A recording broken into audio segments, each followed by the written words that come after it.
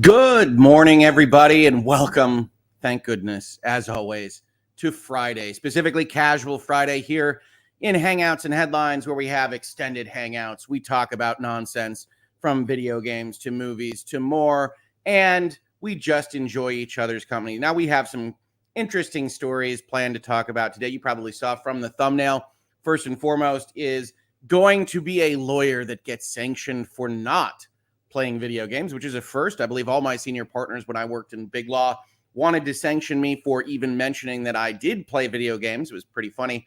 If you've ever been in a big bureaucratic work environment, you might be familiar with the practice of introducing new people to that environment by sending out an email, right? And the person that's coming into the workforce helps human resources or whoever's in charge of sending out these emails to put together a little blurb, right? And it's supposed to be essentially at least at law firms, I'm a fun guy. So I like the Michigan Wolverines football team, and you don't have to worry about me being super serious, and we can have fun here at the law firm, et cetera, et cetera.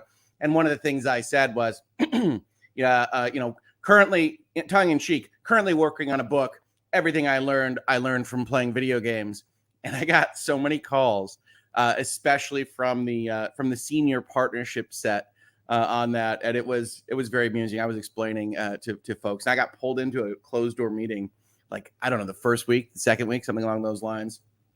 I said, well, I was worried that you weren't going to be dedicated to this, and that you were otherwise going to be taken up with those screens and those game things. And I said, I got through law school. You've seen my resume. I can balance these things. Don't you worry. Now, as it turns out, I wouldn't have much time to play things for a long time because, big law doesn't let you balance things so much. With that said, I do want to welcome a guest that we have who showed up with the right time zone for this particular episode. Mark Nuisance, how are you doing this morning, Mark? I'm doing all right. I had you at 50-50, remembering that I was Eastern. I didn't know. You know what? I got to admit, I think about it all the time. You're like, oh, come join. And then I'm like, it's 6:30. Do I really want to join? And you know what? Sometimes the answer is yes, Hoeg. Hey, fantastic. Fantastic. Well, on our first story today, and we'll get to it in a little bit, we hang out a little bit extra here on Fridays. So I could have told you could have come in late.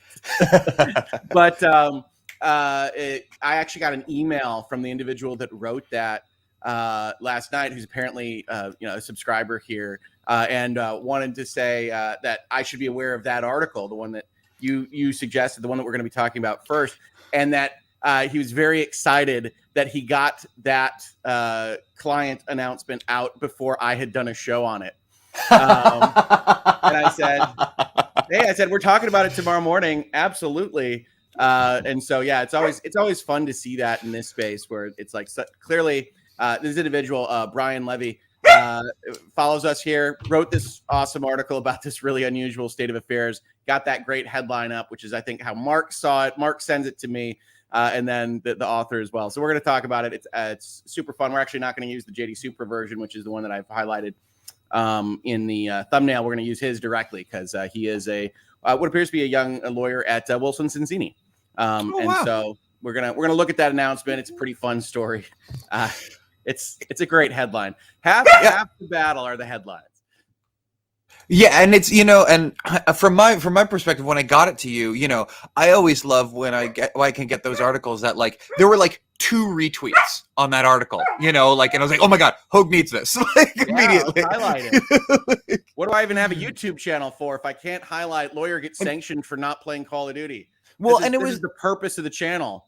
And it's pretty funny. I have a video coming out today that literally, I was doing some research for it, and the latest, sorry, dog, the latest development in it literally just happened, and I got the most up to date info from the lawyer's website talking about it. There were no articles on it yet. It was just the lawyer trumpeting their claim. Well, and it's too big a world, right? I mean, it's too big a world for all the announcements and everything else. And people are constantly saying, "Why aren't you covering this? Why aren't you covering this?" It's because I'm one person, and I'm already kind of collapsing at the end of my days right now. So we're still trying to find that. Hey, should you draft that merger agreement? Should you do these 2 videos? Should you spend any time with your wife or family? It's a constant battle. So I cover what I can. Yes, I know stuff has happened in Elon Musk land. I will see if I can't get that on the channel. I really wanted to cover the NFLPA's apparent destruction at the hands of the NFL's collective bargaining agreement yesterday.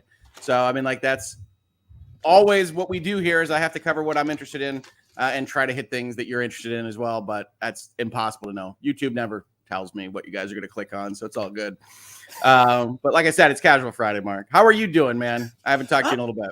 I'm doing all right. You know, I'm a week out of the bar. That's right. You were taking it too. Did it go well? There is no positive. There is no negative. There is only finished.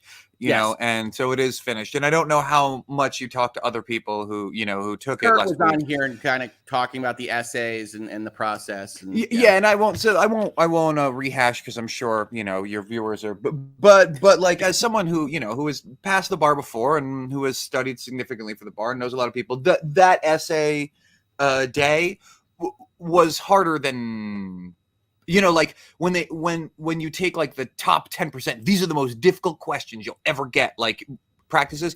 It was 5 of those, you know, like out of 6. Like you're right on the same page as Kurt. Yeah. Kurt, well, I mean, god awful.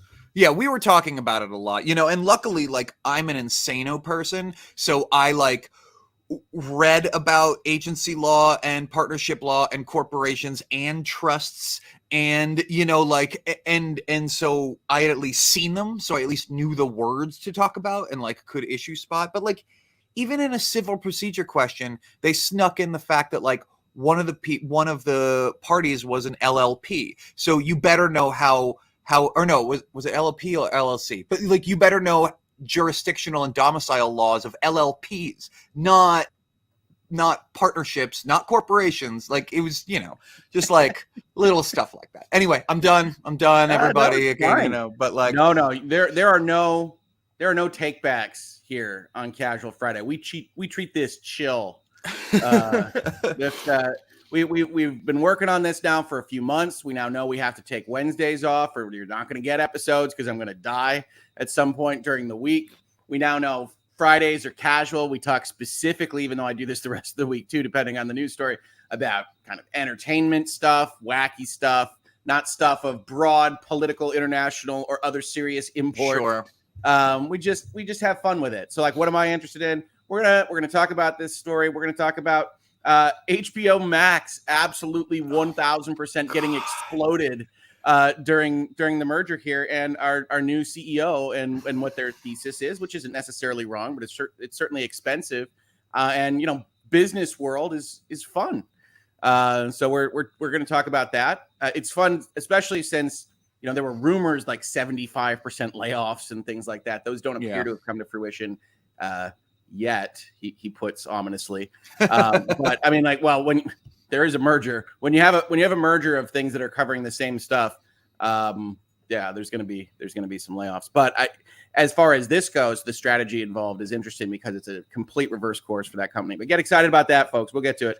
But yeah, as of right now, this morning, you're hanging out with Mark, you're hanging out with Rick. I'm going to capture what I usually do here, which is, you know, where y'all coming from. We got a good morning. Is Husker fan in Nebraska? What do we think the vote is? Just a fan in Nebraska? My vote's Nebraska. Your vote is Nebraska? All right. Yeah. Would it surprise you to say that I lived in Nebraska? No. Yeah, I know. First of all, I assume, Mark, that you have traveled to and or lived in every location on Earth. Right. That is exactly. That was the joke there. I know. That's it. Does not surprise me. We got dog law. We need to name the dog participating in the stream this morning. Yes, yeah. But I'm not gonna lie. You know why the dog is barking? Is because I usually walk the dog at 6:30. So like, what is this crap? Yeah, exactly. So to join you, I have not walked the dog. So she's a little ornery. Oh, well, I'm very sorry. You give her my apologies at the end of all this. I'm giving her treats. She's fine. Okay, all right. Well, you know, I take treats on stream too. So, you know, that just keeps me going. Nice. Thank you. What else we got here? Jay Birdie Lewis, happy Friday night from Sydney, Australia. I really love how you combine the law, geekdom, and critical thinking.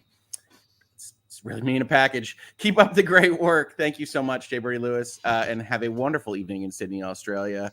What a morning here. Britt Cormier, a Wolverine and a Longhorn, walk into a bar and they discuss HBO Max. You know, Morning, Britt. Britt is everywhere. Thank you so much Britt. for the support, Britt.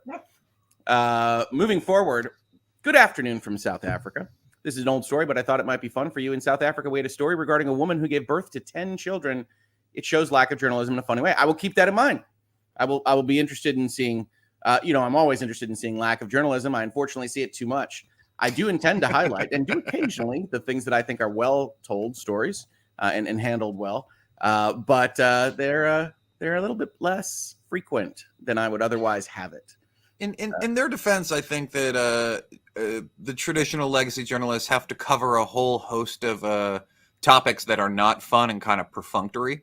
Sure. You know what I mean? And so like, right, we get to pick and choose whatever we want, but they have to devote like X amount to like traffic or whatever. You know?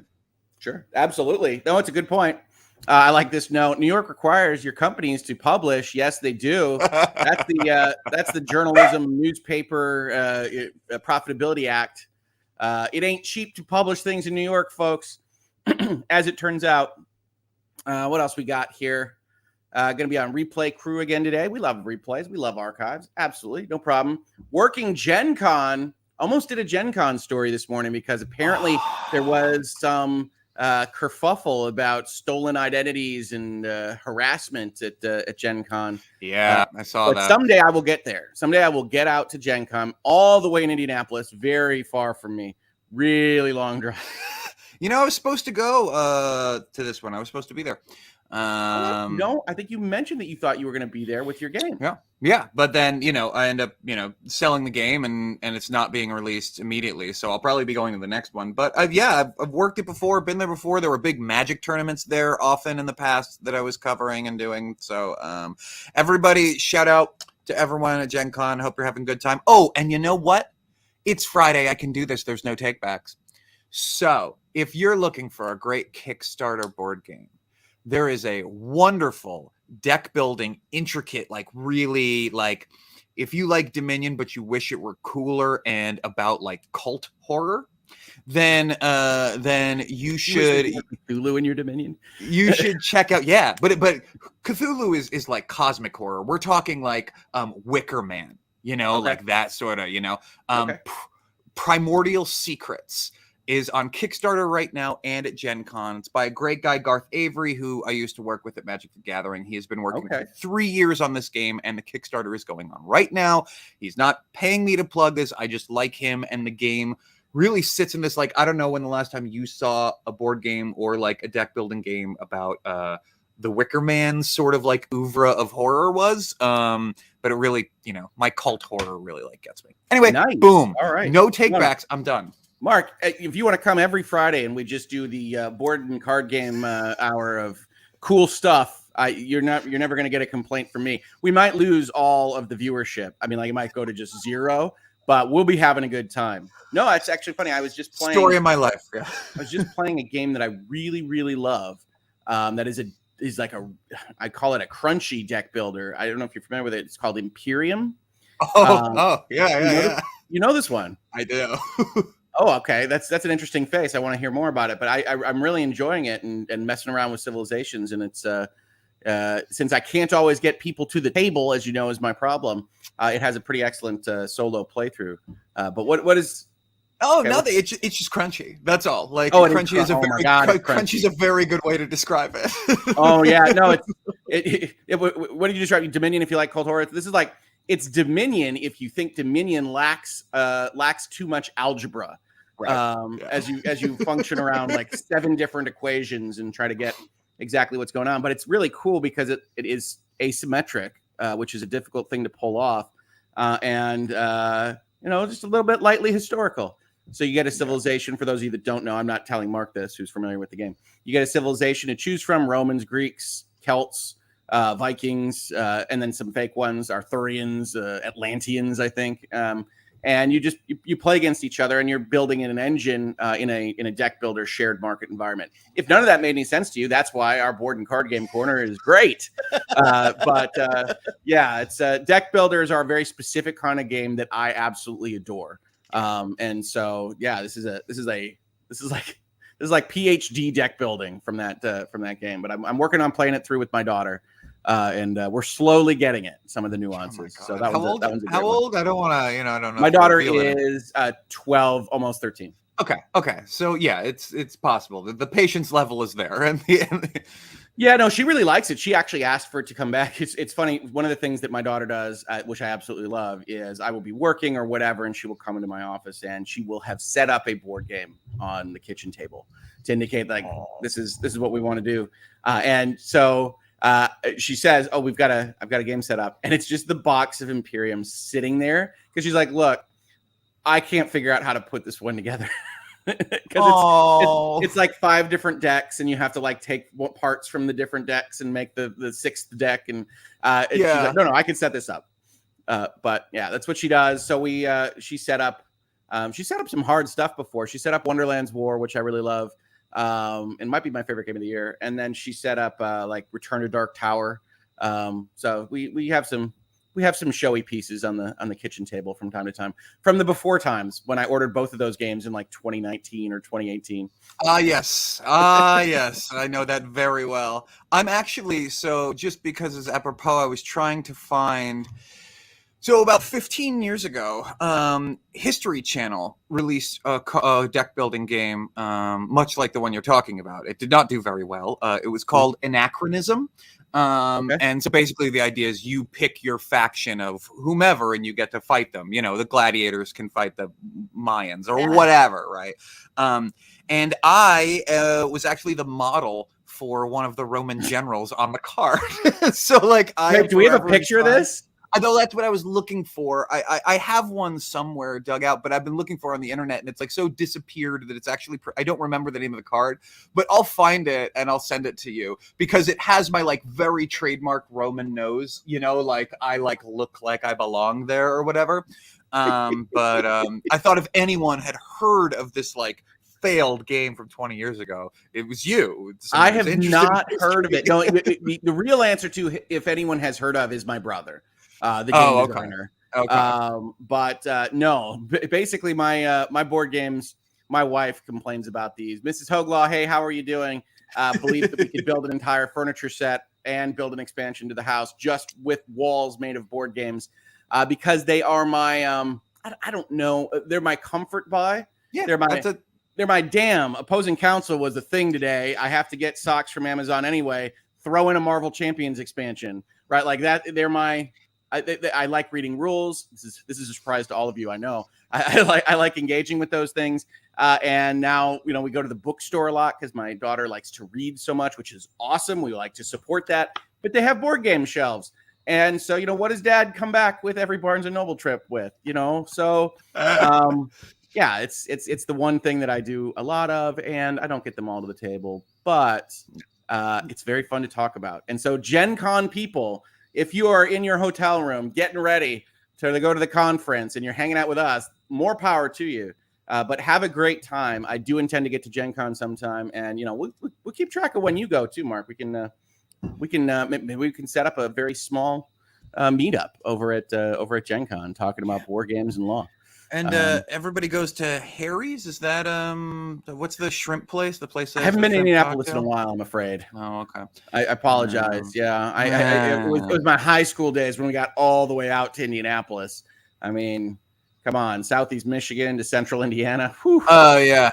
I found a real low-res picture of me. I gotta find a higher share it. res. You know how to share it? No, it's not good enough. It's not. You know, it won't get you there. You know. So that's what I like to hear about Mark's pictures of himself. It won't get me there. You know what I'm talking about. Come on. Yeah. I'll get it. I told you it's Casual Friday, Mark. Yeah, that's true. I warned you. Not that casual.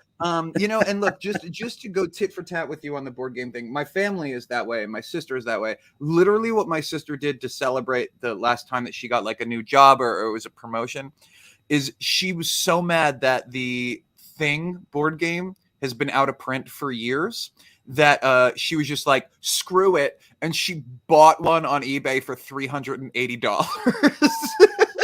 She was just like, I need it. I need the thing board game. I don't care. You know? No, Like, it's true. I bought board games on eBay, especially ones from my youth, right? Like Omega Virus. Oh yeah. Oh my God, Omega Virus. Restoration is working on Omega Virus right now. I love Restoration. I'm guessing that game doesn't hold up. There's no way that the game as a game, as presented to us in the Toys R Us aisles from back in the day, holds up for modern gaming conventions. But one of the things that I really love about Restoration Games is that they say, all right, well, let's take 20 years of modern game development and slap it on these things. Like I love the old Dark Tower, but Return to Dark Tower is like, that's clearly a better, more impactful, interesting game than the old one was. So, I mean, I like what they do there. Unmatched is one of our favorite games in this house. Really? In terms of playing, especially with my daughter. Yeah. So, you know, Sherlock Holmes. Can Sherlock Holmes take Bigfoot? Unmatched knows. And she loves playing as, who is it? She loves playing as Bruce Lee, and I can't beat her. So she plays as Bruce Lee, and I have 3 raptors against him. Nah, just kicks them all in the face. I have a T-Rex. Nope. I have the Invisible Man. How about Dracula? Can Bruce Lee take Dracula? You bet he can. So yeah, no, it's a lot of fun there. So I enjoy that. And apparently Alita at Legal Bites in the chat, hanging out with us. How you doing, Alita? And I'm glad to hear someone else has more board games than they've actually played. I definitely have board games that I haven't played in the tower. Good rule books, though. Good rule books. So no, good to see you here. What else we got here? Ginger Haynes, love Rick and Mark on a Friday. That's a good show title. So Rick and Mark, it's like Troy and Abed in the morning. It's good stuff. Hey, you know, like I feel like if it's entertainment based on Fridays, you know, like I feel like I might fit the vibe. When you feel like, man, you know, absolutely. like yeah. Yeah, no, this is fun times here. We have fun. They tend to go a little long. You don't have to stay the whole time, but we chill out because you know what? It's freaking Friday, and I can't speak for everybody's week, but I'm happy we've arrived. Hope you both have a lovely day. Good afternoon from Trondheim, Norway. That is awesome. Having a rare day of sunshine and warmth and prepping for a barbecue with my sister's family. Sun emoji. Awesome, Marvy78. I'm not as enthused about the rare day of sunshine, but I'm glad that it is visiting you today. So enjoy that barbecue. Have fun. Norway seems like a cool place to visit. Mark, how long did you live your life in Norway? Actually, this has come up before. I have only visited Norway. I have not lived there, but when I was in Sweden and Denmark, went there. It is, I would love to say this, Marvy. It is the 3rd best country up there, you know, so enjoy. Which is actually not true. You know, it's just like Norway is very similar to Chile in the sense that whenever you see a country that has all the coastline and other countries that have none of the coastline, you know that somewhere in the history they won a civil war. You know what I mean? Like they got all the good land. And it is very clear Norway got a lot of the awesome land. Where the Vikings are from, folks. Yeah, well, have a great barbecue, Marvy. Thank you so much for the support. M. Swartz, off topic. There's no what are you talking about here? Yeah. But can you tell me what brand chairs you were sitting in? No, there's no way I can. How do you like them? Need ability to fold my legs under me and have a badunkadunk. You know what? It's what's funny is before I could interpret that, I thought I was reading like an IKEA name for like your existing chair. The IKEA badunkadunk. That's really funny. Now. Love you. No, the answer is I don't know. I am terrible at all this. This is probably from law school. Like it's probably 20 years old. So Mark, you might have a gaming chair back there. Yeah. So I can basically, once the pandemic hit, I realized that like I need an actual chair. You know, like I really need to do this. And so I did research it. And so though I am sitting on a chair that absolutely the GT racing chair, this was just the best gaming chair for under $200. You know, like this is the one I got. I'm not a huge fan of it, but if you're going to go above $200 or above $400, really, gaming chairs then drop off in comparison to actual office chairs. So you should get, if you're going to spend more than $500 on a chair, which I actually recommend if you sit all day, every day, you should do Herman Miller. Do that. You should do Herman Miller. They're the best. They are worth it. All right. It's just, yeah. So there you go. I know that came in and told me I was a moron, by the way, during Mark's answer. And that this is a chair from IKEA that she bought 2 years ago. So. Oh, my goodness. I don't know if it's the IKEA badunkadunk, or not. But it is an IKEA chair.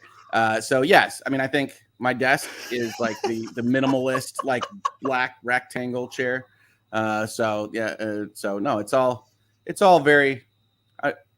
This is going to surprise a lot of you folks, but I'm not a terribly fashion or status oriented person.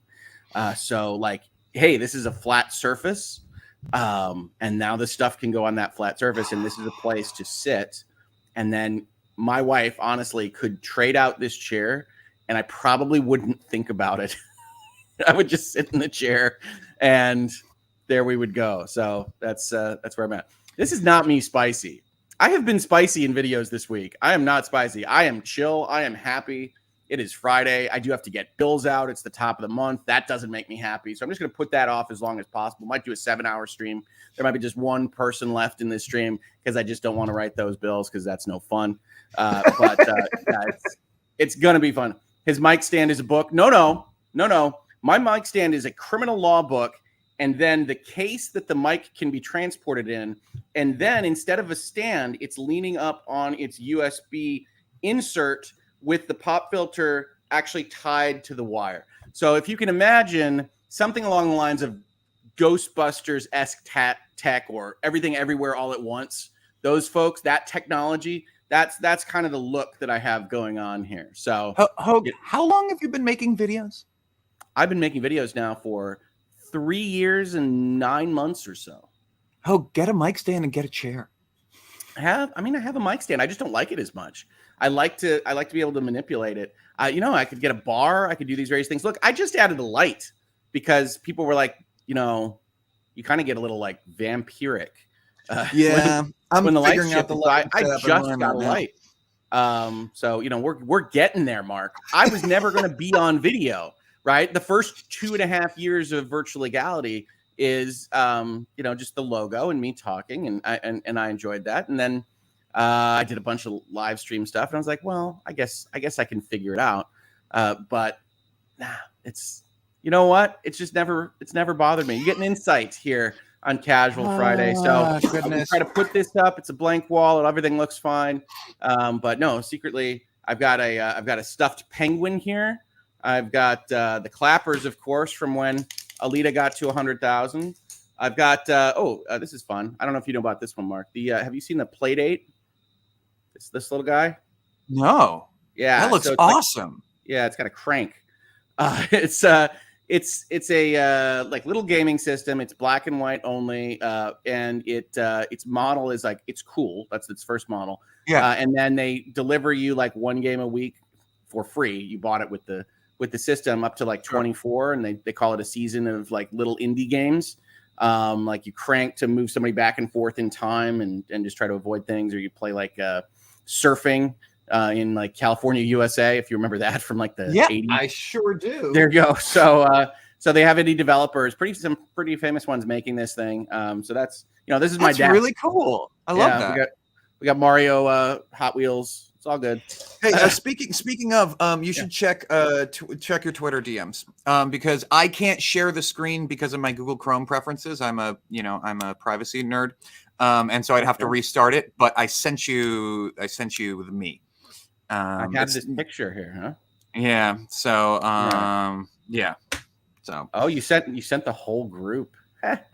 Wait, did I send the whole group? Oh yeah. I don't know. It's the first thing whatever. Fastest way to get it to you. So, man, I have nothing fun around my desk because everything fun is. It's because you're a professional, Mark.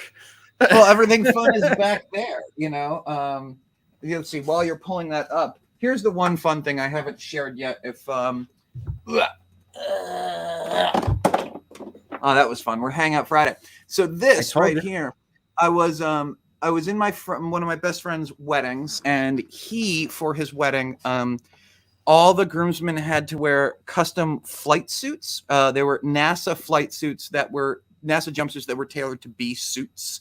So they were given the wings and the tie, and everybody had to pick a national flag to pick. And so I chose this one. And anyone who recognizes this is a big old nerd. So congratulations. But this is the Patch from the Federation and Starship Troopers.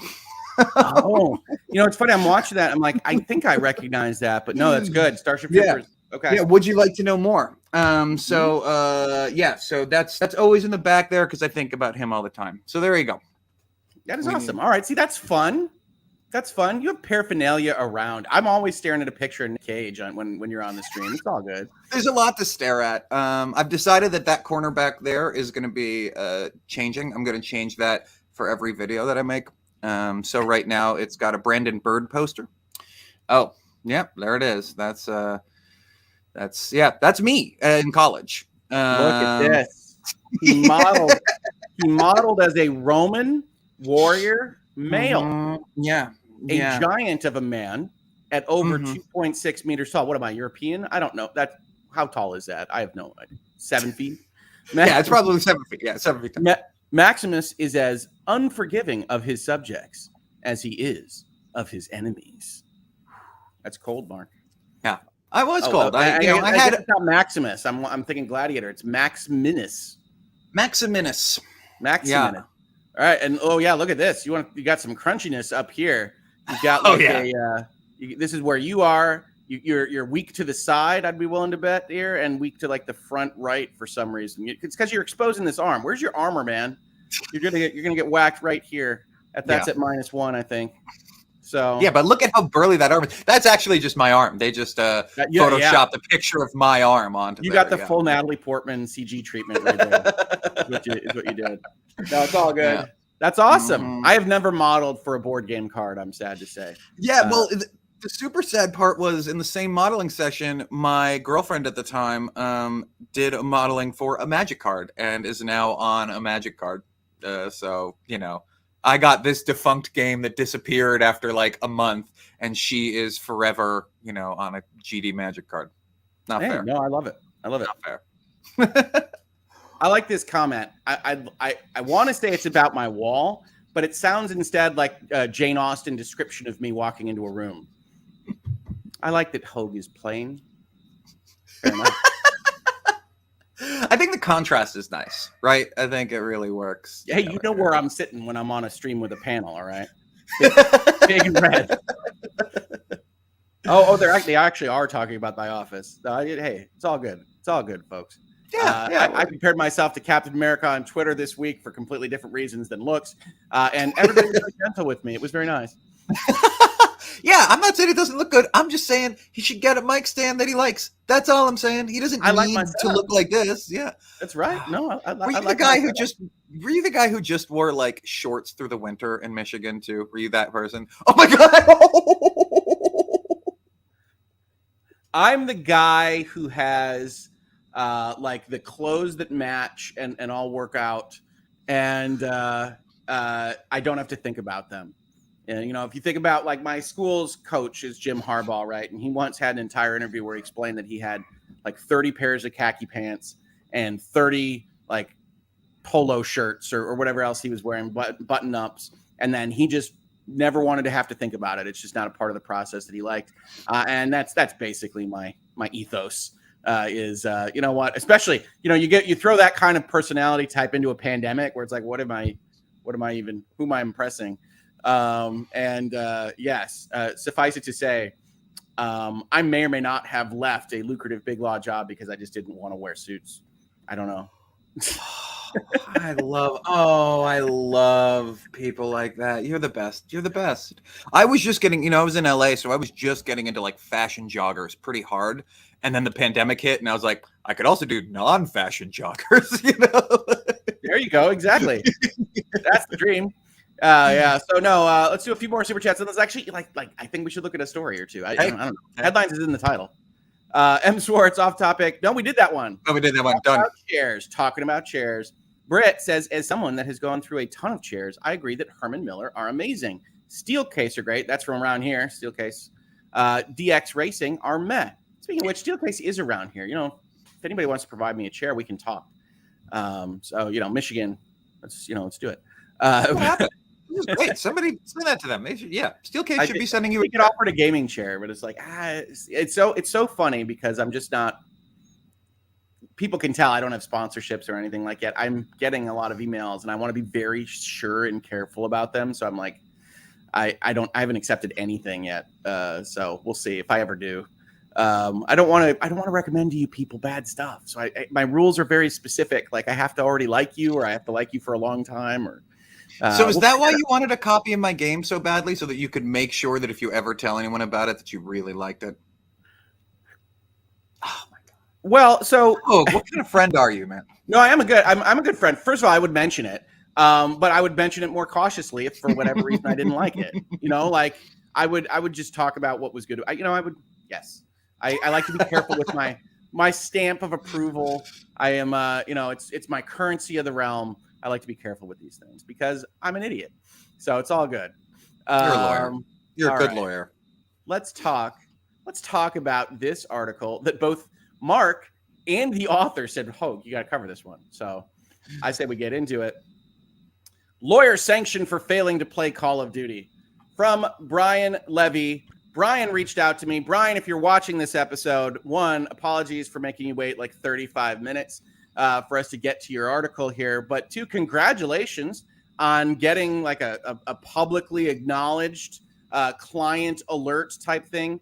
It probably comes as no surprise to either Mark or you, Brian, that when I was at my law firm, I also had to do some client alert emails. If you aren't familiar with the way law firms work, law firms like to remind clients that they exist. Sometimes clients go off and don't need a lawyer. My God.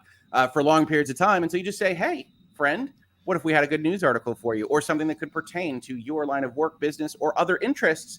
And so we'll just pop in your email box and hopefully not look like we're just trying to say, hey, do you remember we have legal services over here?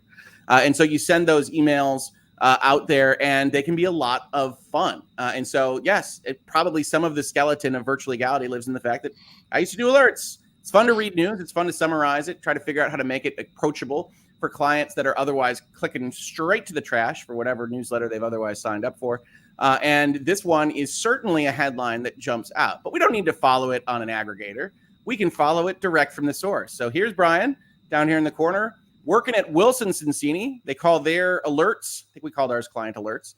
They call their client advisories in case you are concerned about failing to play Call of Duty. And Activision would like you to be concerned if you've seen their numbers. Since at least 1984's The Last Starfighter. First of all, Brian, I don't care where this goes from here. Excellent start, okay? The Last Starfighter, for those of you that haven't seen it, the quintessential young Hoeg's fantasy movie. So good at video games, he gets transported to space to fight an evil space armada. Come on.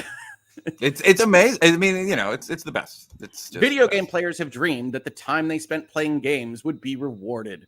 Recently, a federal judge supplied the inverse, sanctioning a lawyer for failing to play enough Call of Duty. Now, if you're anything like me, and you're reading this, and I read it when Mark sent it over to me yesterday, you're saying, well, this is an intriguing hook.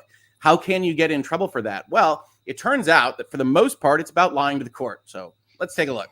On November 30th, 2021, Brooks Entertainment, Inc. sued Activision Blizzard, Inc., frequent contributor to virtual legality topics, in the United States District Court for the Southern District of California, alleging that it had stolen the identity of Brooks' entertainment owner, Sean Brooks, and ripped off Brooks Entertainment's copyrighted Stock Picker and Save One Bank games.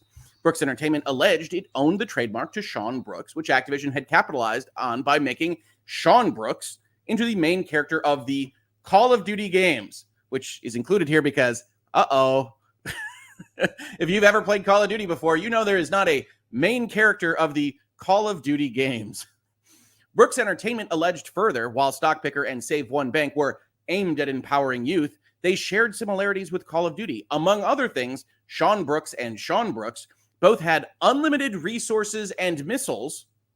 They bring thieves to justice. They travel to Mars. And both games had scripted game battle scenes take place in a high-fashion couture shopping center mall. I have to admit, that's quite the sentence. On January 7th, 2022, Activision's counsel wrote to the plaintiff's counsel asserting that the complaint contained serious factual misrepresentations and errors. You lion, in law, and that the claims set forth therein are both factually and legally frivolous, and you're wasting this judge's time. If the plaintiff was unwilling to dismiss the complaint, the letter continued, Activision would serve the plaintiff's counsel with a motion for sanctions under Rule 11 of the Federal Rules of Civil Procedure. So, in terms of what's happening here, right, there's levels of pissed off. And so this has arrived at, you're lying, this is completely frivolous, and you're wasting all of our time, and it's so bad, we're going to actually try to go after the lawyer's pocketbook, because sometimes that's the only way you can smack the lawyers on the face enough, right? That you have to say, look, for the most part, you're going to get away with all this and using the legal system and trying to, extract monies from various parties. As I've said in this space, as a lawyer will tell you, in America, you can sue anybody for anything, but you can get really, really hit hard if you aren't otherwise within the remote realm of possibility for actually having a legal complaint that the court can offer redress for. Under Rule 11b, attorneys who present pleadings or motions to a court also certify that the claims, defenses, and other legal contentions are warranted by existing law or by a non-frivolous argument for extending, modifying, or reversing existing law or for establishing new law. You're following our precedents. We can see how this could be a thing that you could get damages for or whatnot. Hey, you think we're reading these rules wrong and it's normal-ish and you can extend it, or hey, to establish a new law is interesting. It's like the judge can't do that. Right. It's like you actually probably shouldn't be using the court system as some kind of political protest, but whatever. That's what the rule said. And that the factual contentions have evidentiary support, or if specifically so identified, will likely have evidentiary support after a reasonable opportunity for further investigation or discovery. A lot of people lean on this one, right? Well, right. Hey, we know that this happened, Your Honor. We just have to get into discovery. That's the court going, oh, God. A party that moves the sanctions must serve the motion on opposing counsel and give the opposing counsel at least 21 days to withdraw or correct the challenge paper or claim before the motion can be filed with the court. Here's your warning. On March 2nd, 2022, Activision served its motion on Brooks' counsel. On March 24th, 2022, Activision filed the motion for sanctions.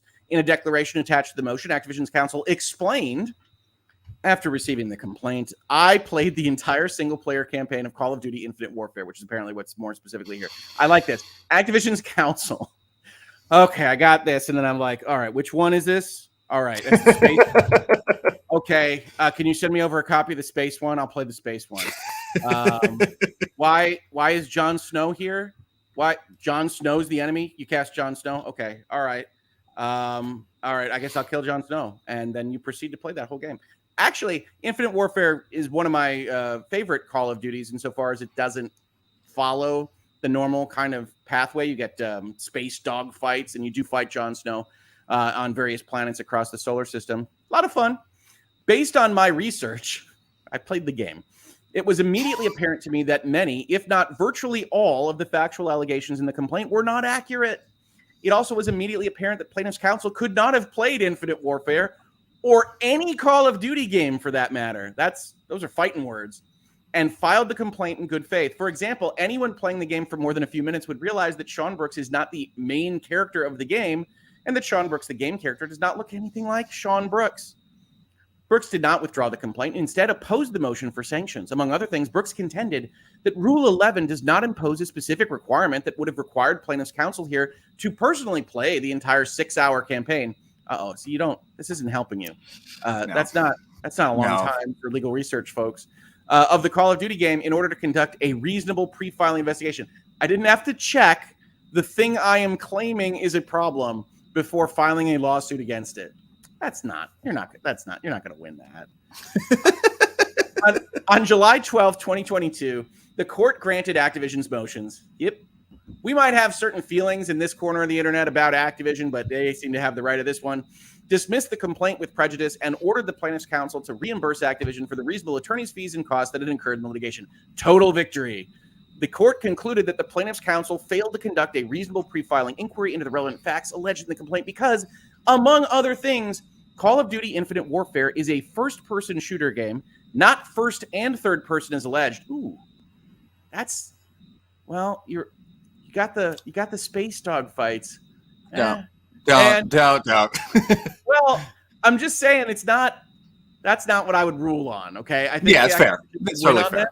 But if you're gonna call the other side to task for failing details. Yeah, but at the same time, let me defend the judge here.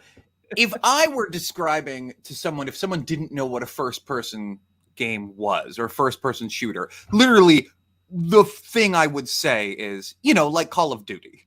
It is known as a first-person shooter. Right? Absolutely, of course. But you still have tank sequences, and in this one you have space dogfighting. Yeah, no, I get you, and it gets better, right? It's like Sean Brooks does not conduct a scripted battle scene in a high-fashion couture shopping mall. It could be odd because this particular Call of Duty game is in space.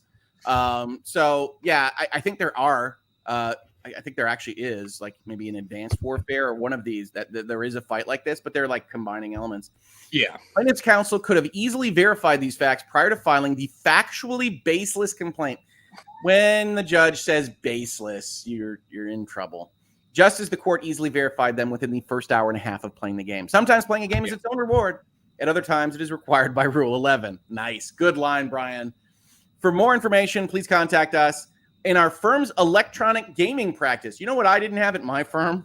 An electronic gaming practice. So good on you, Wilson Cincini. And I look forward to seeing you on the other side of the table again. Maybe Brian will be on the other side and he'll whap me in the nose and call me a Midwestern lawyer. It'll be fun. Brian, great job. Also, Tomas as co-author here. Fantastic. Thanks for reaching out. Thanks for apparently following the channel. That is super awesome to hear. I have had many good interactions with Wilson Cincini, very professional firm. Also very much enjoys winning points of negotiation for their clients. So as do I. Good time for Hall. Thank you so much for sharing this with us. And what a wonderful article to be discussing here on Casual Friday. And unfortunately, I cut off my chat monitor. So we're going to have to scroll back a little bit, make sure I don't miss anything of the super chat variety. But all right, Mark. You shared this with me outside of the headline. Why did you send this over to me this afternoon? What were you thinking of this take on Call of Duty and the legal process? I mean, look, I sent it to you before I even read the article. Because yeah. And also, I love anything that paints Activision in a good light. Okay.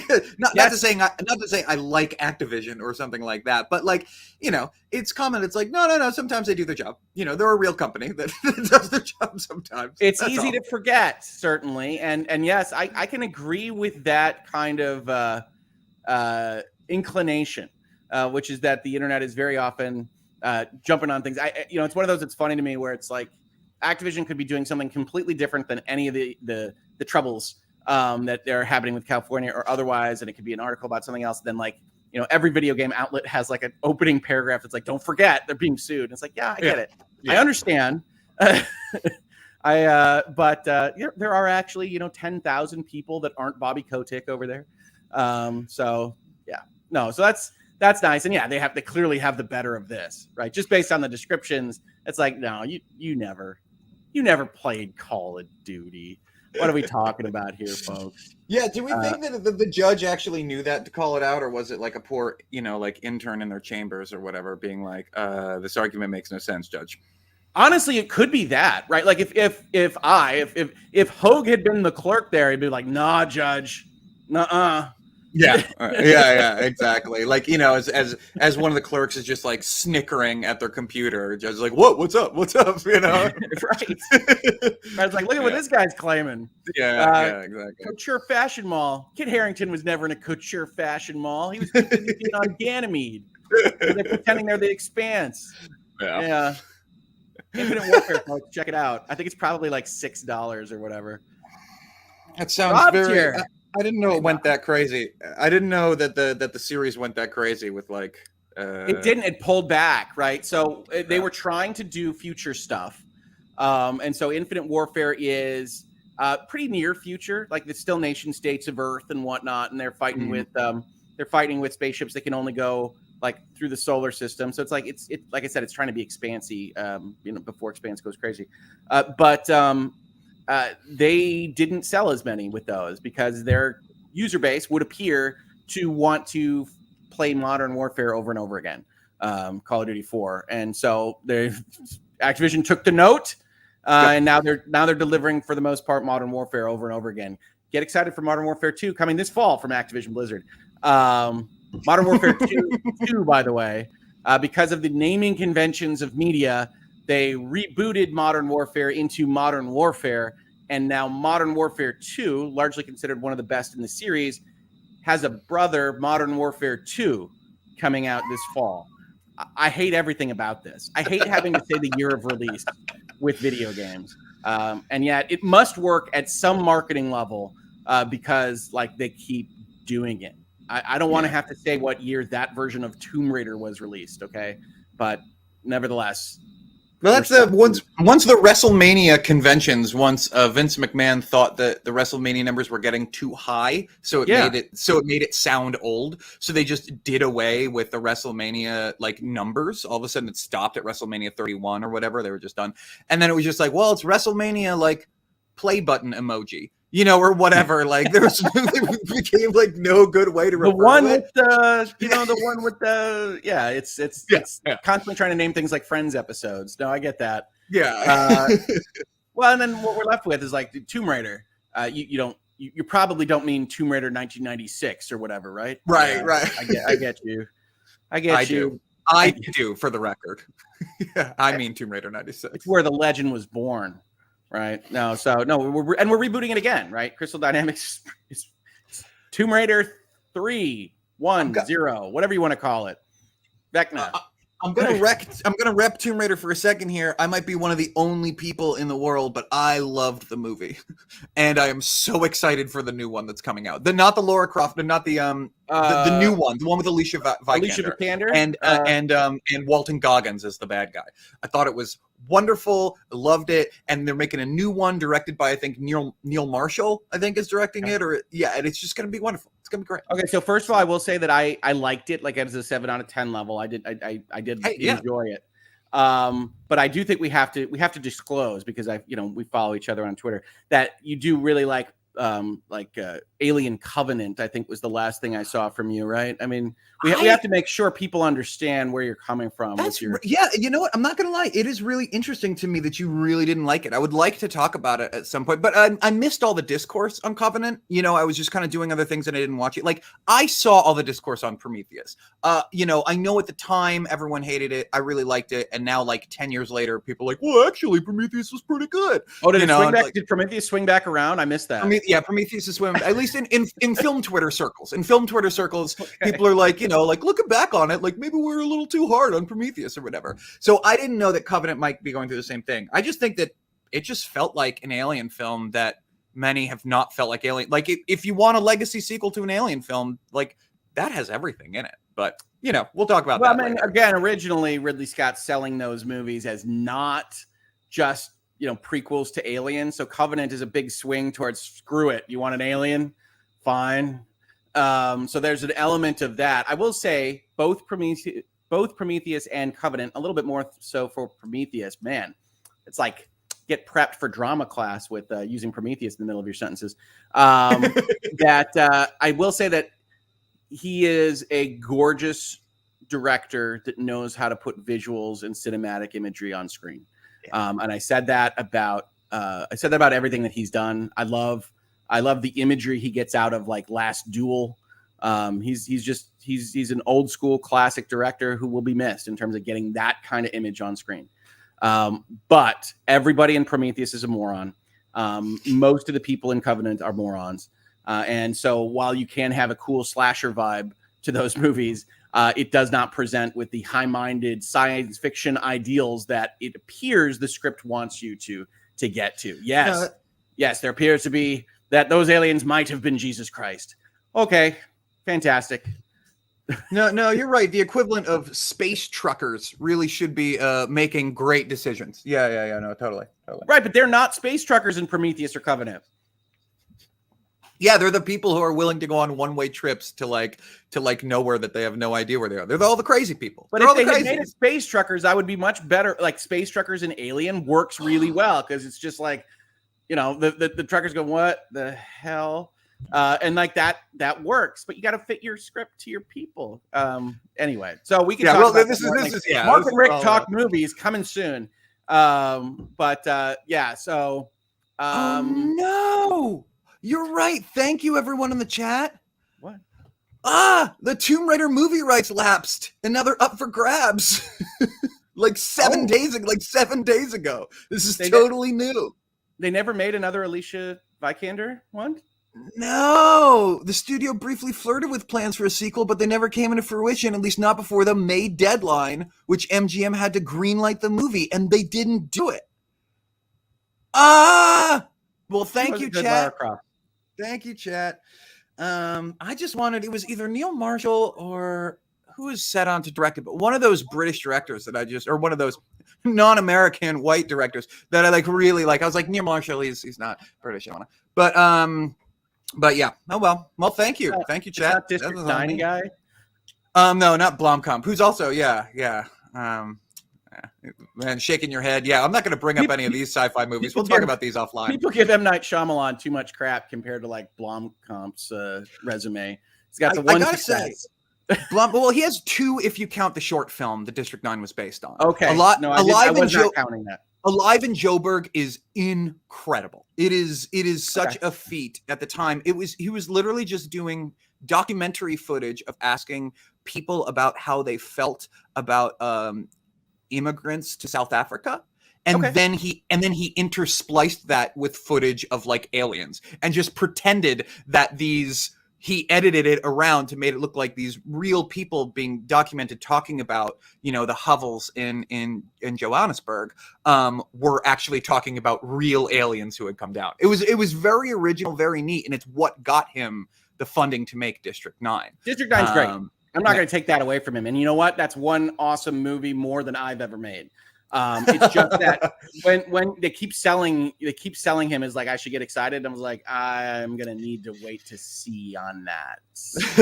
Yeah. But I mean, I'm glad that he's been able to make some movies. He's just had his growing pains in the spotlight with big studio budgets, which is not generally where you want your growing pains to be. Right. Well, you're half creative mind and half keeping the cats herded and making sure you're actually putting a movie on screen, right? So if that's not your bag, you got issue. Get a partner. You see that with directors sometimes. Get a numbers guy, get a production manager, and go from there. But so nobody's perfect. Russo's didn't knock one out of the park with Gray Man. It is what it is. Have you watched Gray Man? I have watched Gray Man. Have you? Okay. All right. No, I have not. It's not awful, and it does have a certain amount of action movie dynamism that they're good at, and that is lacking in other areas. But no, it's fine, and I like Ryan Gosling and in general. And Chris Evans is just spending a decade playing anti-Captain America just to get it out of his system, and so it works, but it's nothing that you would ever write home about. So it's $200 million. Netflix just keeps trying to do these things. And speaking of streaming companies that are spending way too much, the segue is here. Way too much money on making things and needs a new CEO apparently that is like, what in the hell are we doing? Welcome to Batgirl film axed by Warner Brothers, won't be released on any platform. And we've got a sequence of these. You guys can see the tabs up there. And we're not going to go into any of them too often.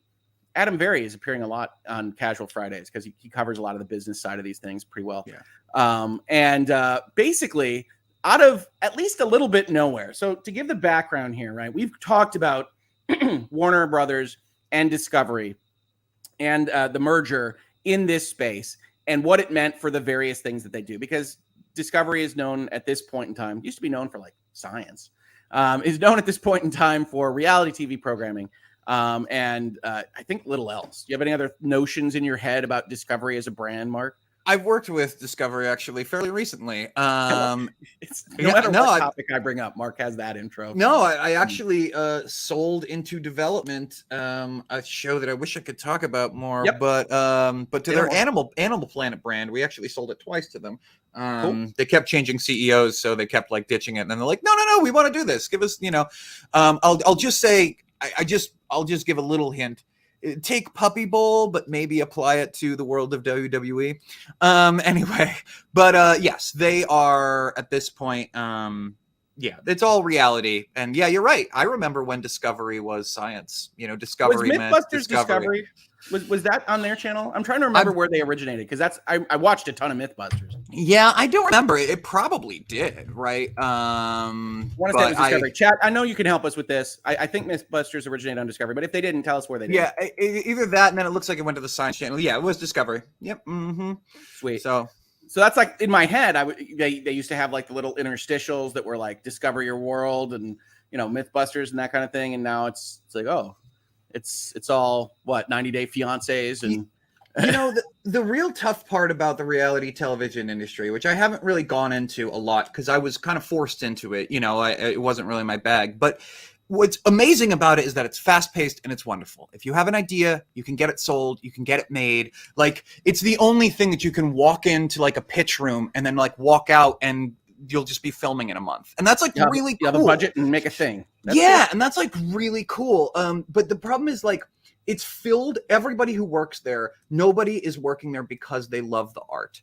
Everyone is working there because they love the commerce of it, And so you have this entire industry of people who are there because it sells and because people watch it. And you know what? Like, I get it. It sells. People watch it. It makes a lot of money, but it's tough, at least in the movie and in the scripted TV industry. There's always that clawing back by the creatives, by the non-bean counters who like just really are only in it because I can't do anything else with my life other than write scripts. Like, I'm not equipped to do it. I have to be doing this, and there is nobody in that space in reality TV, and you feel it. And I think that's all over this merger, right? Is because why we love HBO Max is because of those creatives. We feel like it's a creative run streaming service, even if they still do bean counter stuff. And sure, nothing about Discovery feels like it's run by creatives. It feels like it's run by an abacus, And that's not going to change from this week of announcements. And I don't know, the CEO, I don't know these people from Adam, but I do know the types and I do know what's being said here. And so, yeah, we covered this merger. If you don't remember the details, that's okay. Suffice it to say, Warner Brothers, obviously well-known historic studio, merging with Discovery. And even though you might think Warner Brothers is the big fish, and they are, Discovery's management is taking over. And so Discovery management has some notions about money that was misspent and plans that weren't collecting the ROI that they should have. And they took the hatchet out to creative stuff this week. And their earnings call was yesterday, which is where they talked directly to investors. But they started hitting these buttons early and they started getting reported across the internet. It's why I saw it. And I said, well, holy crap. Okay. So Batgirl here, which you may not be familiar with, it was essentially designed as a straight to streaming type movie, but a big budget one, right? We were talking about The Gray Man, which is, I don't know, I think it finished at $200 million or something like that. Insane. Batgirl was supposed to be a $70 million production, winds up at about 90, and Hollywood math, so, whatever. But winds up at more because of COVID. That's what it's blamed on. Pandemic just took a lot longer to figure out things. Is in post-production. It's all done, except we got to get some, I don't know, flight scenes. Got to give somebody some fire hair, whatever they're doing in post and figuring out the final edit for the movie. And it gets scrapped. Not delayed. Not we'll see you later. Gone, dead, period. And that was a big red flag, right? Everybody reports on this at the time that it happened. Did you see this go down when it happened, Mark? Oh, heck yeah, of course. And it's really interesting. I kind of talked about this a little bit at the time on Twitter that, look, shelving happens late in production. Heck, a movie can just be done and they just shelve it for, a variety of reasons. Often those reasons come down to, we don't like the movie and it's going to cost us a lot to put it into theaters. So let's save the money to not have to put it into theaters because we don't think the movie's going to do well. What's new about this is to see that it wasn't going to cost them anything, at least close to comparable to real distribution, if you're just going to release it on your streaming platform. And so that was kind of the big noteworthy news to people that was actually new, was that, like, not that they were just shelving it, but they were shelving it despite the fact that they wouldn't really have to expend any additional monies to get it onto people's screens. Right. And it could have been put out roughly as they had originally planned it. And that's where things get weird with strategies, right? So the merger happens, and then they're trying to figure out clearly behind closed doors what they're going to do primarily with one of their biggest assets, or what should be one of their biggest assets, which is DC Comics. Right. So when they talk about their DC brand, they are clearly not maximizing the returns that you should be able to realize for Batman and Superman and Wonder Woman against what the Marvel Cinematic Universe has done. And with a at least slight weakening in the MCU's hold on people, there would seem to be an opening for what were kind of the original big ticket comic book movies and Superman and Batman and things to come back. So they again, Adam Berry Variety dives into this like 3 hours later. Like they get some phone calls and some emails as this goes down this day. And they talk about the fact here that we're going to talk about a little bit more, which is that several sources note that Batgirl was made under a different regime at Warner Brothers that was singularly focused on building its streaming service, HBO Max. And that effort included Killar's, one of the heads, infamous decision to release the studio's entire 2021 theatrical slate simultaneously on the streamer, which helped build the subscriber base. Indeed, that's when I subscribed to HBO Max, but also jeopardized the studio's reputation with top-tier talent. Because apparently, unbeknownst to this lowly corporate lawyer, one of the things that was happening behind the scenes is where I assumed you talk to everybody and work through the contract amendments, negotiations, concepts that you would need to do these kinds of things. Many of the studios apparently said, that'll be fine. And so you get these series of articles, which is like, I'm pissed. Scarlett Johansson is suing. I'm pissed. And like, it's like, okay. So they weren't quite as sophisticated and as ready for this specific push as they presented, or as I would have assumed, frankly, from an industry as large as movies. Welcome to the life of a business and legal affairs department. Is that like, they ask you these questions and you're like, well, here's the 7-point answer, and then they're just like, let's do it. You're going to do it anyway. Yeah, exactly. Well, at least if they ask you beforehand, you got your one up on some of these lawyers in their in-house counsel office and be like, we did this. Are we cool? Yeah. Oh my God. And then you get this money answer, and you can kind of see where they're coming from. I didn't actually include the article that talks about their 10-year plan. I don't think it might be here. I have a lot of tabs. But Batgirl found itself on the bad end of the new strategy decision. Apparently neither big enough to feel worthy of a major theatrical release, movie theaters, nor small enough to make economic sense in an increasingly cutthroat streaming landscape. Spending the money to expand the scope of Batgirl to send it out to sell you tickets, plus the $30 million to $50 million needed to market it in that fashion, could have nearly doubled the spending on the film. Yikes. And insiders say that was a non-starter at a company newly focused on belt tightening and the bottom line. So CEO Abacus, as Mark delightfully put it, seems to be in full swing at Warner Brothers Discovery Plus, or whatever they wind up calling this thing. And so they found themselves between a rock and a hard place. But it did put everybody on alert for things like this, which happened the next day. HBO Max quietly removed 6 Warner Brothers streaming exclusive movies. Now, I have to admit, Mark, I saw the Batgirl thing. I said, well, that's weird, but I agreed with you. It's like, well, maybe they're just consolidating and they don't want to dilute their brand at DC anymore. And and they say certain things. And I said, maybe it's just not very good. Like maybe it just didn't come together. Yeah. And so the good studios, you actually want this from studios, will say, no, that's not, that dilutes things. We don't want that out there. And then it quickly became apparent that more was happening at HBO Max.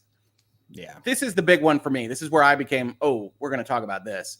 So if you don't know, HBO Max, owned by Warner Brothers Discovery, they own, this is the direct pipeline. This is their vertical integration for how they get their content out there. You don't see this. The one thing that I felt pretty secure that you could depend on is that Netflix originals would stay on Netflix, at least the ones they actually made, and that they're not just lying about because they have distribution rights.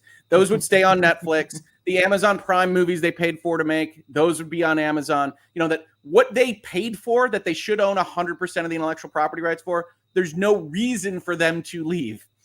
Unless you think that the entire streaming strategy of the former people that ran the company you just took over was wrong. And then you start pulling movies that you made for your streaming service and you don't tell anything about it at all. They don't announce it. they get report on. See, this is, to me, I think this is a messaging issue. Like this should have probably all been executed after the earnings call and like discussing what you're going to do. Because I don't think this is great for Variety and Hollywood Reporter and Deadline to be like, what in the hell is happening in HBO Max? But reasonable minds can differ on that, I suppose. But this is what really woke me up, because you've got things that were, reasonably well thought of. I remember when Moonshot was reviewed and it was on the big front page of the HBO Max thing. And it's not my kind of movie, but I mean, I remember the backing that they were putting behind these things. I think some of you might remember the Witches remake that was very prominently kind of talked about a little bit. And they get pulled from this service and either moved over or they already had this. They're selling them on VOD, your Apple Movies or your Vudu, or wherever else you buy these things, clearly in an effort to change what HBO Max is and to evidence that we are going to go in a different direction with the studio. I still find it weird to happen in this respect, and I don't know what their contracts say that make sense to them. But I was wondering, Mark, do you have any greater insight as to, outside of, we're going to get to the fact that they're merging and they're going to change what HBO Max is, but like as this happens, what are you thinking? You mean as opposed to why they're doing it, or at least my own reaction? They own all the rights to these movies right now.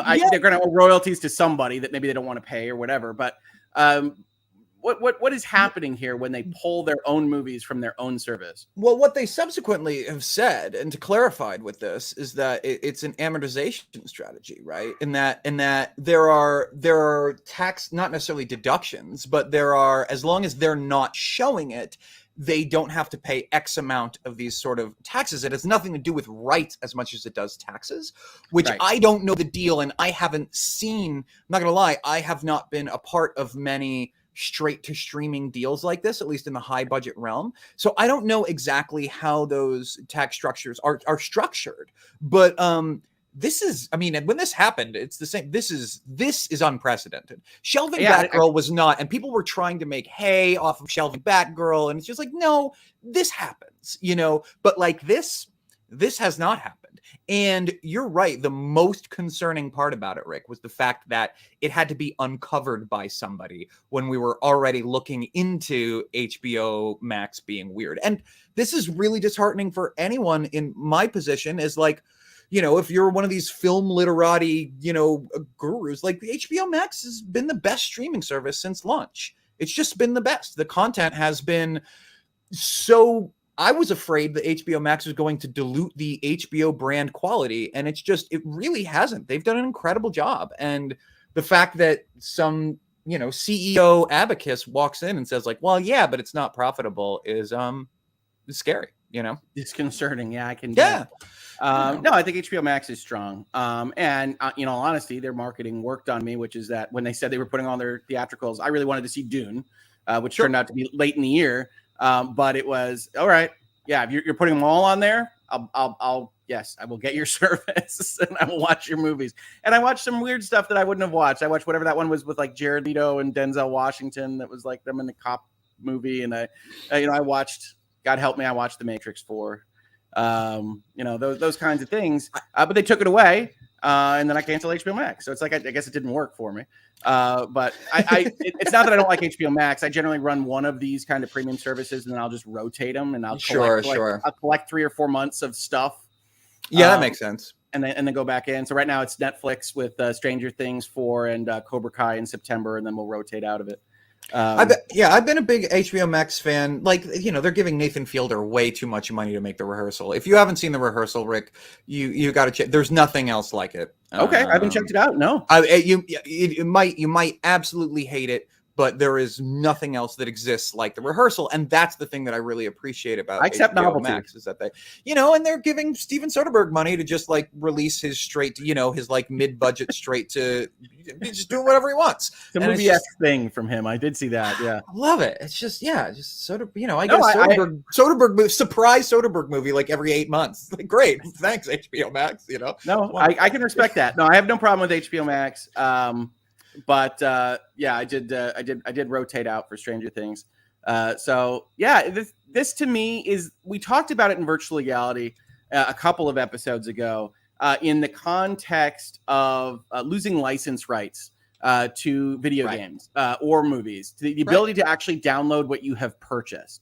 And we talked about the terms of service and how like they kind of reserve the right to do that, but some consumer rights groups in various jurisdictions are going to have issues with it. But more importantly than the contract or the law there, it's increasing awareness, making people aware of just how precarious some of the digital ecosystem and environment actually is, right? Because this is one of those things that I would have told you basically can't happen. That we made the movie for the streaming service, that you can be assured that you're going to keep. If you want to watch Stranger Things and you get a Netflix subscription, you're going to be able to watch Stranger Things. Like there's nothing that'll change that. And I don't think that there will be anything to change that. But this is the kind of thing that says, oh, even in that scenario, there could possibly be a reason for them to take this stuff down, whether they're amortizing taxes or not. And we do see that on Batgirl. We do see that there's a reason that they can defend it to the IRS, because if it's merger costs, they can do it better. And they can say these things. Change in strategy is not going to get questioned as much, so they say in these articles.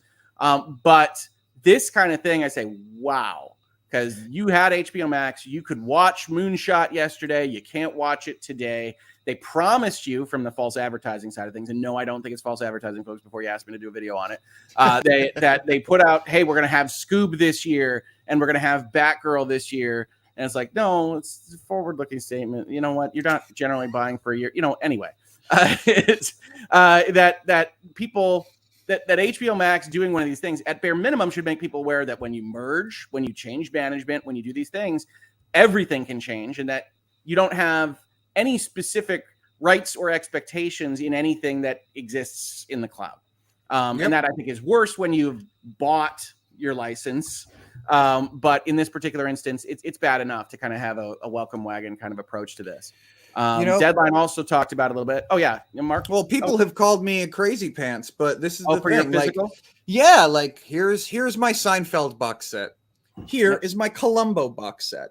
Right, like the second I heard that the streaming rights were coming up for the Bond series, I just bought all of them on Blu-ray. The second I heard that Disney Plus was announced, I went and I bought all the Blu-rays of like the Pixar films that I wanted, because it was just like, because though we haven't had this happening before, this is unprecedented. It's not that it was unimaginable.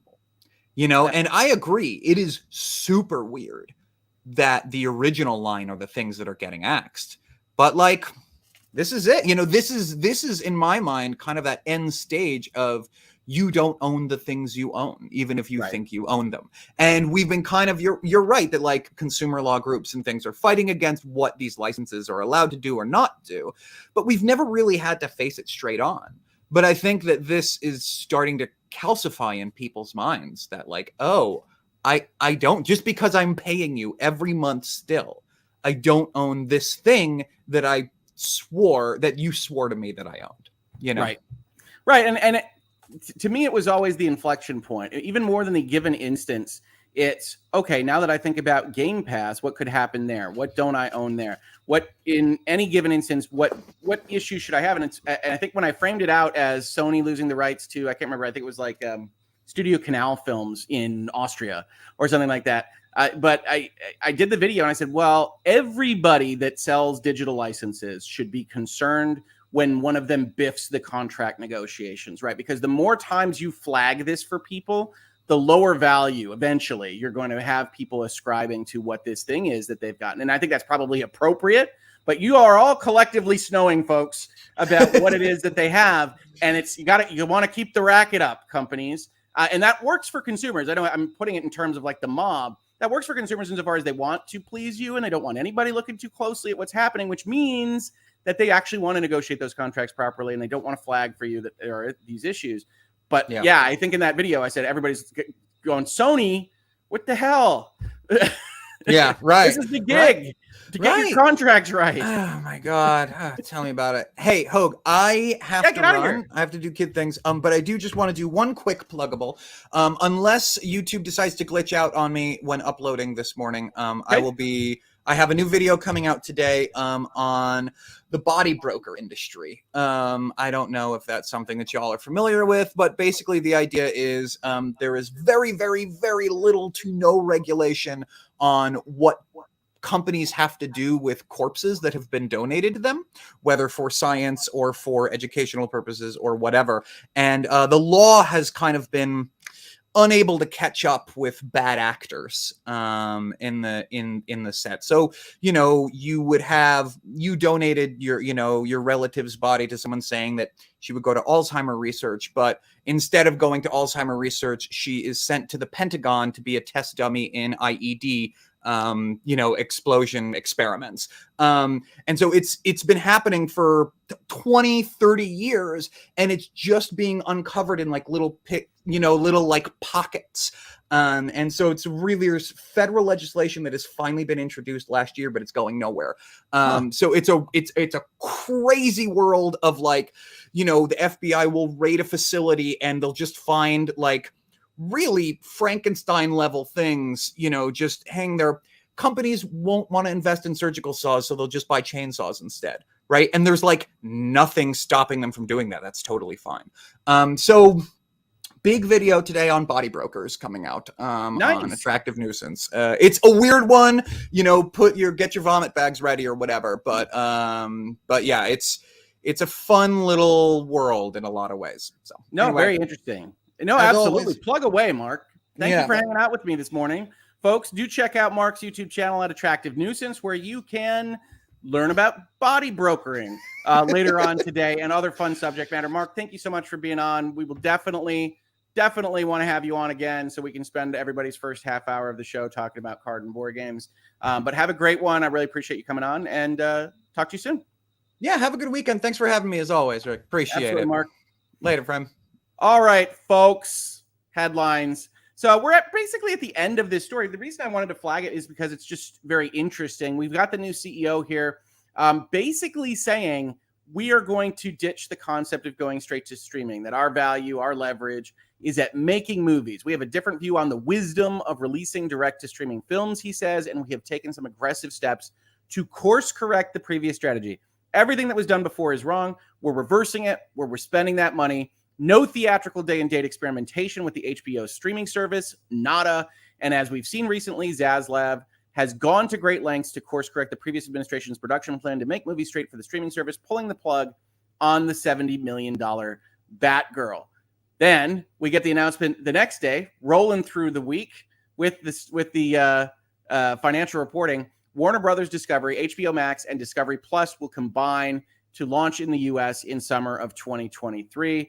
And then you also have a little bit of extra color where The Verge, which is the tech-based site, communicates that one of the reasons they have found that HBO Max is actually going to turn into Discovery Plus rather than the opposite, even though HBO Max has the bigger subscriber base, is because Discovery Plus is said to have a better tech stack. It is a better app, better software, according to what they have heard from these two companies. And so there will no longer be Discovery Plus and an HBO Max. There will be one combined service next year. And I, for one, am very interested to see how they navigate those two audiences. As someone who has a little bit of a bifurcation here between the folks that follow Hangouts and Headlines and the Johnny Depp trial and the folks that follow the tech-based news and the video game-based news here, I think we've come together as an awesome community, but there has been a certain amount of comments and things like, why are you talking about that? Why are you talking about that? It will be interesting to see how you combine 90 Day Fiancé and Shark Week with Euphoria and Raised by Wolves and whatever on the HBO Max side of things, and whether those two can live harmoniously in the way that they envision here. I'm very curious about that. Then the last thing I wanted to mention, just in terms of these headlines, and I know we got some super chats and some other chat questions and things for people, is that I do think that this was a little bit unfairly reported. So the star of Batgirl gets, in the Hollywood Reporter, various other places, Leslie Grace responds after film is shelved, calls herself my own damn hero, which isn't a great sounding headline, into my opinion, and maybe different people will have different opinions on that. And it sounds a little bit like a slam, hey, I'm my own hero, etc. If you actually go and look at this quote, she is trying to quote the character, right? I feel blessed to have worked among absolute greats and forged relationships for a lifetime in the process. To every Batgirl fan, thank you for the love and belief, allowing me to take on the cape and become, as Babs said best, my own damn hero, Batgirl for life. So she gets to become a hero by being in a comic book movie and not, hey, I got my movie canceled, but I'm my own hero. I just think when you've got these kinds of quotes, we could maybe do a little bit better, Hollywood Reporter and others, But overall, this entire set of affairs, this entire kind of merger and change, and there's also an article set that I didn't bring up that says they're going to go for the Disney MCU model for DC Comics. They're going to take it back down to its foundational structure, and they're going to spend a 10-year plan trying to build up the Infinity Saga equivalent in the DC universe, which is an interesting idea, but we will see how it goes in the long term. It's all very, very interesting to a business lawyer like me, right? So with that said, let's talk about a few chats. Britt Cormier says, I love The Last Starfighter. Existed at its time. If released today, you know that it would release with a video game that sucked, and you would be able to use the Death Blossom more than once. Yes, well, Last Starfighter, did Last Starfighter not have a video game? Now I'm curious. It would have been a very old school video game, certainly at the time. But Last Starfighter is a great movie of its time. It has a lot of downtime, especially when they're not in space. But yes, as somebody that grew up with the video game industry, that loved video games, it is a standout work of fantasy. Who wouldn't love to be taken up into Star Wars if you got good enough at the Star Wars video game?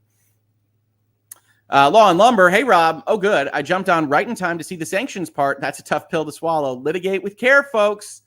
Yeah, sanctions. That'll really wake an attorney up, right? They're the ones filing these documents, and if you do it too frivolously, if you don't take care to be respectful of the court's time, then you can find yourself getting punished. And Rob's in the business of doing lawsuits. Yeah, that'll wake him up. That'll wake him up in the morning. Reggie, first time catching the stream live here, 10 p.m., Adelaide, South Australia. Just want to say thanks for all the content and keep up your wonderful work. Well, thank you. I really appreciate the support. And I love seeing all the Australians in here today. Fantastic stuff. I continue to ask about kangaroos out of windows. I'm going to get down there someday. Britt says shelving can happen, sure. Political climate changes. Things happen like 9/11. But to shelve a superhero movie when they are popular that was supposed to go straight to streaming, it has to be poop emojis. It's possible.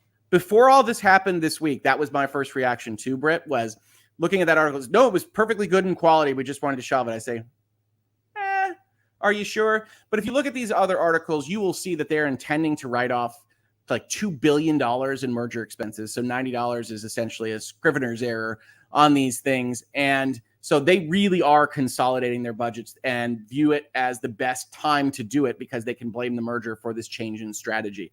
So it might be okay. I tend to think that most superhero movies are probably not maybe 3 poop emojis, but 1 poop emoji. And so it might be bad, but it doesn't have to be to justify it being canned in this specific circumstance. Law and Lumber, Rob, haha, okay, I'm dumb. I saw Britt's chat start with shelving, and I instantly thought, oh, I know this stuff. But then he went on from there. Yes, indeed, Rob. Not that kind of shelving. Maybe we'll have nomenclature and idiom usage that relates to woodworking or furniture creation in the world of business, starring Rick and Rob. Aaron Cowell, what about iTunes downloads? You have the file. Yeah, they're not going to go into your computer and take your downloads for the most part, but things that have license rights aren't always downloadable. And so what we saw with respect to like the Sony movie side of things, which I don't know whether it had download functionality or not, was that people are no longer able to, or at least they were warned that they are no longer able to, as of I think August 1st, get Studio Canal films in specific jurisdictions because for whatever reason, the contract doesn't even allow the distribution from the Sony servers. So that isn't great. And so we had a long talk that you can find here in Virtual Legality about what it means to buy when you hit the buy button on a digital account and how Sony's terms of service are not great, where they have a sentence that says buy doesn't mean buy. It's good stuff. That Sarah, one of my former college roommates, went on to later run our state university system donated body program for UDs in med school. Fascinating stuff. Does sound fascinating. We should all check out Mark's video when it goes up later today. I have no idea how any of that works. So I will be checking it out myself. And that really is everybody's chats today. If you want to get any more, we probably have 5 more minutes or so if you want. Otherwise, thank you so much for hanging out on Casual Friday. Thank you so much to Mark at Attractive Nuisance for hanging out with us for so long, for talking about Call of Duty and legal sanctions and HBO Max movies and more. I love hanging out with you every morning except Wednesdays here on the channel, and I wish you the best Friday and the best weekend from here on out. Secret McSquirrel has a question, says Law and Lumber. Let's get it. Let's go find it. Please see me. I have a question. All right. Let's see. What do we got? I got it on second one. Where's your question, Secret McSquirrel? I got eyeballs. I need help. All views expressed here are not legal advice. That's just true. Hoeg Law, I have a question. Okay, tell me the question. Where is it? Where is this question? All right, Secret McSquirrel, send me another chat because I can't find your question. I did get another super chat in the meantime. A cat, not a zebra. Happy that you were talking about Batgirl. Do you know the directors? No. I am from Antwerp, and I know their work. I'm not a fan of them. They have a specific style. Could be part of the reason. The movie could have not have turned out. That could be part of it, absolutely. And, if it was the best movie in history that they had in their backlog, it probably would still be released because that's just the quality level. So we can assume it wasn't a random AAA type movie, but I have no idea there regardless. But no, we're going to hang out until Secret McSquirrel asks the question here. Otherwise, I'm going to wish you the best weekend, as I've already done, and we'll go from there. Secret McSquirrel says, if I put up a fan movie from the photos I took of Batgirl, will they sue me? Well, I can't make any promises on whether anybody or not will sue anyone. I'm answering this in the hypothetical because I don't know whether you took pictures of Batgirl or not. So I can't say whether somebody will sue. I can say that when you use images that somebody is taken or otherwise involved with in the process of creating something, well, it could be infringement and it might not be. Unfortunately, as a lawyer, I have to say it's facts and circumstances based. We've talked about fair use, transformative work. If you're not in the United States, you got to go with a different rubric for how you can use otherwise copyrighted material and go from there. So unfortunately, the answer here is it depends. And you'd probably want to work with legal counsel to talk about the creation that you are making out of it and whether or not it would work. Will they sue you? I don't know. But it doesn't seem terribly likely that a studio will sue over minor things. It's just a matter of what you actually wind up creating. So again, I can't give definitive legal advice in this context, and it would really matter as to what the final product was in any event. So I wish you the best of luck with that, Secret McSquirrel. I'm sorry I can't give you a more specific answer. Christopher Sherman, Chinatown is a great game they no longer produce. Dominion is such a fun game. DC fails by having to make too many cast changes for major characters. The continuing rotation of Superman and Batman, it's probably true. They probably have not gotten solidified as to what they want to do with their characters, but they were never solidified as to what direction they wanted to go with their universe, right? And so I think it could be a good idea to go back and say, let's foundationally build some kind of saga. But we'll have to see how it goes, because at the same breath, you're saying, well, HBO Max doesn't need to live on creativity. We can combine it with, 90 Day Fiance and everybody will make more money. So it really depends on what's going to happen here. I'm interested in following it, but we'll see. Anyway. All right. Thank you for everybody's super chats. I am going to get out of here. I wish you the best weekend. I will see you very soon, and you will probably see an announcement for a series on this channel in the relatively near future, maybe the next few days. So keep tuned for that, and we will have some more fun coming very, very soon on the Hoeg Law YouTube channel. Have a great one, everybody, and I'll see you later.